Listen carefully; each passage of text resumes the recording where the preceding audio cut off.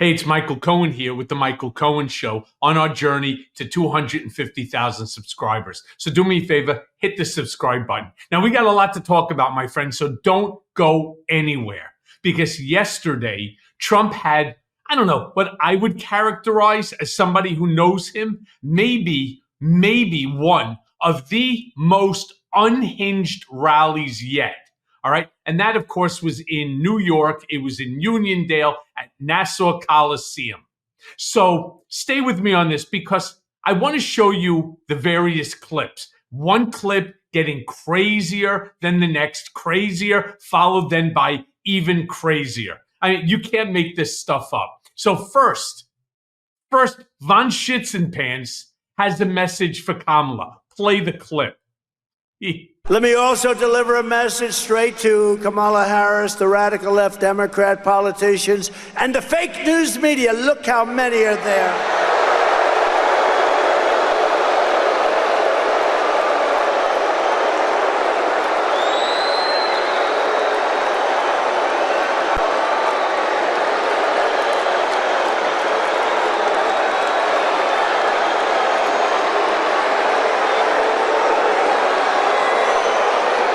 We've got to get our media back in this country. We've got to get them back.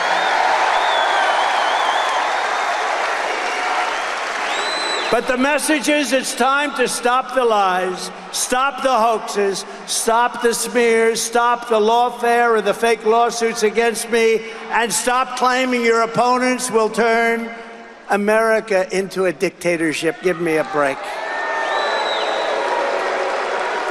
Because the fact is that I'm not a threat to democracy, they are. I have no idea what the hell these people are even cheering about. First of all, he most certainly, anybody that turns around and tells you that on day number one, that they intend to rewrite the Constitution and confer all power onto themselves, and then to be able to use SEAL Team 6 to go after their enemies and their critics, that, my friends, is called a dictator. All right, this schmuck goes ahead. You can't make this up. He then goes ahead and expresses how great he is. I mean, you cannot imagine first attacking the media. And by the way, this thing was being covered by Newsmax, which is a far right wing Donald Trump buddy news outlet. I mean, this is crazy. But watch how he talks about how great he is. Play the clip. So I'd call up my wife and I'd say, baby, who could draw crowds? Nobody can draw crowds like me. Nobody, not even close. I'm the greatest of all time, maybe greater even than Elvis, because Elvis had a guitar. I don't have a guitar. Elvis had a guitar. I don't have the privilege of a guitar.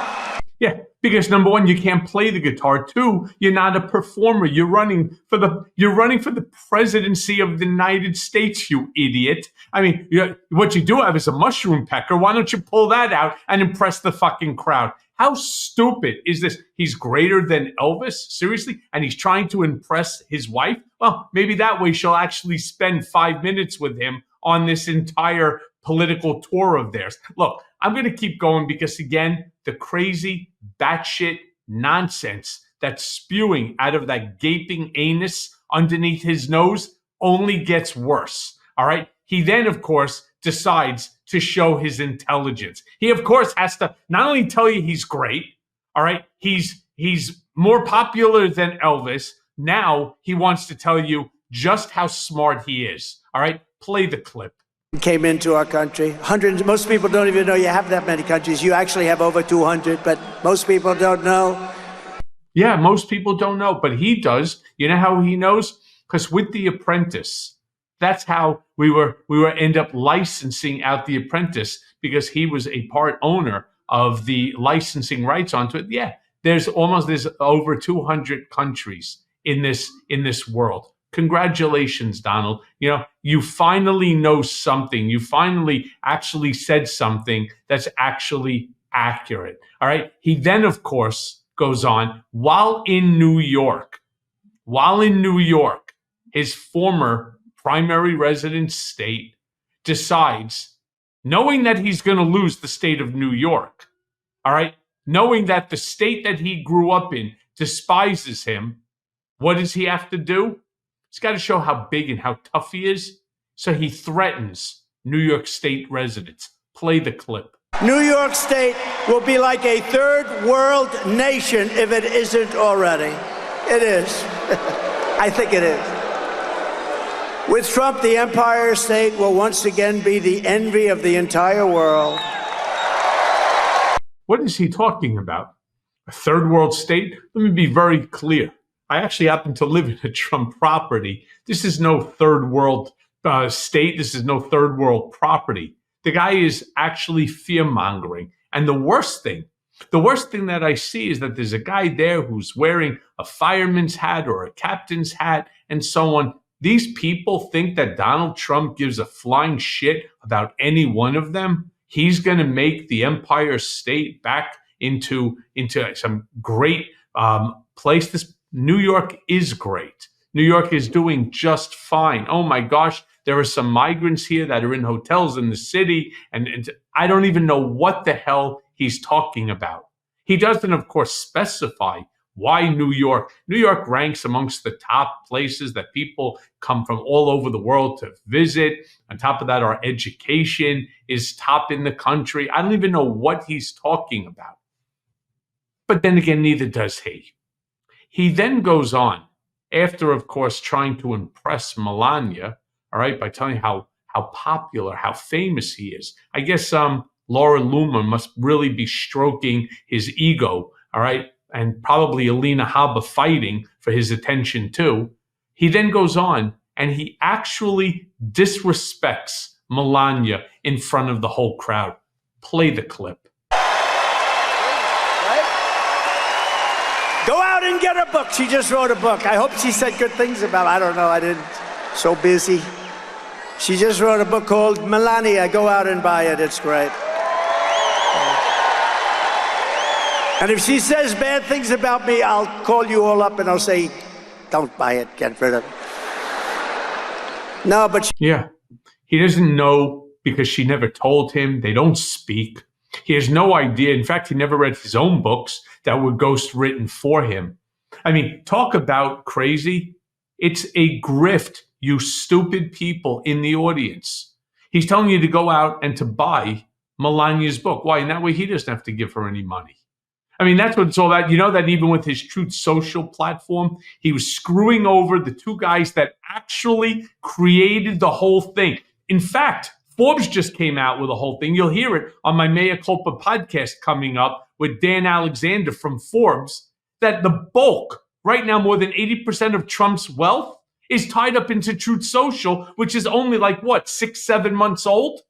Could you imagine that? The bulk of his assets, his wealth, is tied up into a pump and dump stock. So he's trying to shit off. He went ahead and he told the guys who had like less than 10% combined that he wanted them to give her half of their stock when he has like 60 some odd percent. Didn't give Melania a single percent from him, wanted these other guys that created the whole thing for him to give up half their stock. This is who he is. All right. He doesn't care about Melania. Go ahead, go buy her book. And if she doesn't say nice things, I'll tell you to return it. I mean, this is what you say about your wife? Makes no sense to me once again. He then goes on, and it's kind of like a little bit of a jab to even the crowd, to his supporters. He starts to ask the crowd about their wealth and their children. You can't believe this shit. Play the clip. Does anybody in this incredible arena not love their children? Who in the arena is rich and will not leave their money to their kids? Because if that's the case, then what they did for you doesn't mean anything. Do I have any hands? 20,000 people and I have no hands. Okay, who wants to leave their money to their kids? That's good. Not Donald.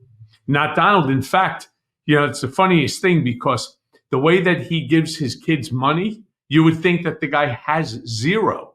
It's unbelievable. I don't even know what he's talking about here. What is he trying to say to them?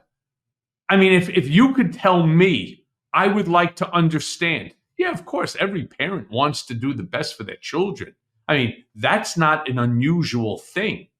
His father did it for him. Be better. His kids will tell you that he's fucking cheap as hell with them. And so on really puts them through the ringer on everything. But I don't even understand where he's going with this. He doesn't finish thoughts. He doesn't finish topics because there is no point behind any of it. All right. On top of all of this, something that we have all noticed, Donald is in serious decline. It's why I say that he, of course, is the old man up on the stage these days. It's no longer Joe Biden. And he is beginning to more and more often, and something we all better start paying real attention to, he's slurring his speech and his words. Watch. Play the clip. The biggest site anywhere in the world, probably bigger than Saudi Arabia, bigger than Russia. And what did they do? Illegal migrants, and they're not getting it from the... Yes. Yeah, what is he talking about? Do you hear the slurring on that speech? We're watching it. I mean, these are the things that you want in a president? This is dangerous. Very, very dangerous. In fact, it was so dangerous the way that the Republicans were attacking Joe Biden. The funny thing is that they're not attacking Donald Trump. They're not. I don't understand the reason. Look, finally, von Schitzenpants says one of the most loaded statements yet. Play this clip and you'll get my final reaction. Vote for Donald Trump. What the hell do you have to lose? What do you have to lose? What do you have to lose? Really? Where to start? Democracy, women's reproductive freedom rights, let's say your status as a U.S. citizen with his plan of remigration, which I don't even know what the hell he's talking about there. You know, you end up losing your First Amendment, your Fourth Amendment, your Eighth Amendment constitutional rights. He's going to end up jailing people simply because they're critics or they're political opponents. There's so much to lose here, so much to lose. And do any of these people that are in that crowd think that anything that Donald Trump is going to do is going to inure to their benefit? If the answer by them is yes, and you would think so. By the way, there's not 18,000 people. I don't even think Nassau Coliseum holds 18,000. I think it holds more like 16,000. The man lies about everything, and he lies incessantly. And it's why I will tell you that the contrast between Donald Trump and Shady Vance, or should I call it Shady Vance and von Schitzenpants versus Kamala Harris and Tim Walz, could not be more drastic. And it's why I will end this episode as I do all. Make sure you are registered to vote. I can only say it a million times. We have 48 days left. Make sure that you are fully registered to vote. Go to vote.org and make sure on election day you go to the ballot and you end up voting Harris Walz 2024. Hey everyone. First of all, thanks for watching. I mean, we're going to be posting daily episodes with reactions and talking about politics. We'll be talking about everything, in fact. So please like and subscribe. Join us on this journey.